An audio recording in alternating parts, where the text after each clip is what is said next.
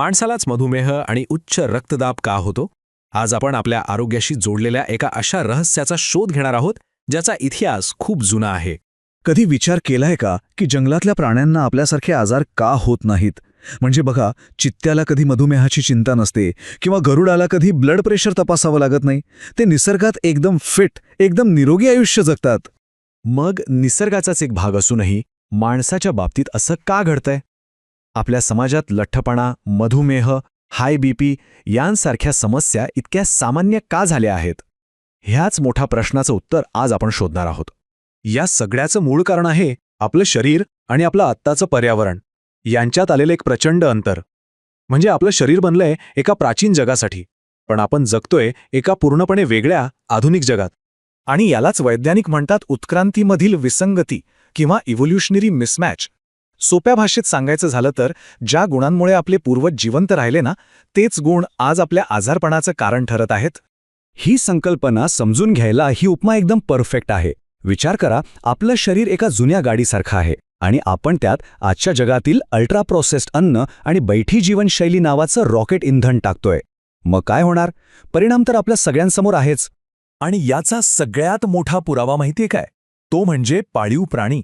जेव्हा माकड, मांजर किंवा कुत्र्याला आपल्यासारखं जीवन आणि आपल्यासारखं अन्न मिळतं, तेव्हा त्यांनाही मधुमेह आणि लठ्ठपणासारखे आजार होतात. यावरून एक गोष्ट तर अगदी स्पष्ट होते की मूळ समस्या आपल्या शरीरात नाहीये, तर आपल्या बदललेल्या वातावरणात आहे. चला तर मग या तपासातल्या पहिल्या सुगाव्याकडे वळूया, आणि तो म्हणजे आपले जीन्स, म्हणजेच आपला आनुवांशिक वारसा. सुरुवातीला असं मानलं जायचं की आपल्यात थ्रिफ्टी जीन्स आहेत, म्हणजे कमीत कमी अन्नात जास्त ऊर्जा साठवून ठेवणारे जीन्स. जेव्हा दुष्काळ पडायचा तेव्हा हे एक वरदान होतं. पण आज जिथे अन्नाची काहीच कमी नाही, तिथे हेच जीन्स एक प्रकारे शाप बनले आहेत. पण आता एक नवीन आणि जास्त पटणारा सिद्धांत समोर आला आहे. तो म्हणजे ड्रिफ्टी जीन्स सिद्धांत. यानुसार जेव्हा माणसाने स्वतःला शिकारी प्राण्यांपासून सुरक्षित केलं, तेव्हा सडपातळ राहण्याची नैसर्गिक गरजच संपली आणि त्यामुळे लठ्ठपणाला कारणीभूत ठरणारे जीन्स कोणत्याही अडथळ्याशिवाय एका पिढीतून दुसऱ्या पिढीत पसरत गेले. आणि गंमत म्हणजे आधुनिक जेनेटिक रिसर्चमध्ये थ्रिफ्टी जीनच्या सिद्धांताला फारसा पुरावा मिळालेला नाहीये. त्याऐवजी हा ड्रिफ्टी जीनचा सिद्धांत जास्त योग्य वाटतो की शिकारी प्राण्यांपासून सुरक्षा मिळाल्यामुळेच लठ्ठपणा वाढवणारे जीन्स आपल्यात पसरले. आता आपण दुसऱ्या आणि खूप महत्त्वाच्या सुगाव्याकडे जाऊया. हा सुगावा आपल्या रोजच्या जेवणाच्या ताटात लपलेला आहे. आपल्या पूर्वजांच्या आणि आजच्या आहारात सोडियम आणि पोटॅशियमच्या प्रमाणाची तुलना केली तर ती अक्षरशः धक्कादायक आहे. आपले पूर्वज दिवसाला जेमतेम 1 ग्रामपेक्षा कमी सोडियम घ्यायचे, तर आज आपण चक्क 10 ते 15 ग्राम घेतोय. हो, हे खरंय.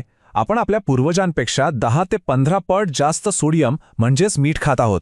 विचार करा, हा किती मोठा बदल आहे. झालं असं की आपल्या किडनीची रचना दुर्मिळ असलेलं मीठ जपून ठेवण्यासाठी झाली. पण आजच्या जगात जिथे मीठ अगदी सहज उपलब्ध आहे, तिथे किडनीचा हाच गुणधर्म आपल्यासाठी उच्च रक्तदाबाचं कारण बनतोय. जास्त मीठ शरीरात गेल्यावर त्याला पातळ करण्यासाठी किडनी पाणी धरून ठेवते, ज्यामुळे रक्ताचं प्रमाण वाढतं आणि रक्तवाहिन्यांवर दाब येतो.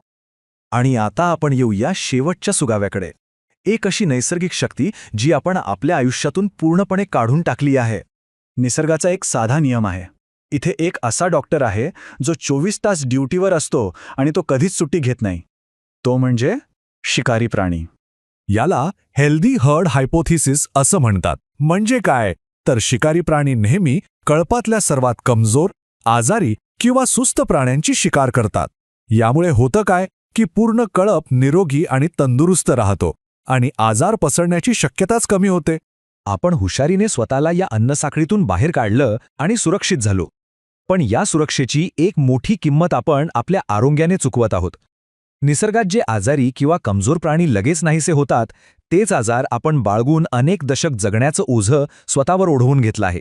निसर्गाची ही किमया तर बघा. हमिंगबर्ड नावाचा पक्षी स्वतःच्या वजनाइतकी साखर खाऊनही त्याला डायबिटीज होत नाही, किंवा अस्वल हिवाळ्यासाठी प्रचंड चरबी साठवतात तरीही आजारी पडत नाहीत, कारण त्यांच्या शरीरात या टोकाच्या स्थितीला नियंत्रित करण्याची आणि गरज संपल्यावर तिला पुन्हा पूर्ववत करण्याची एक अद्भुत क्षमता आहे.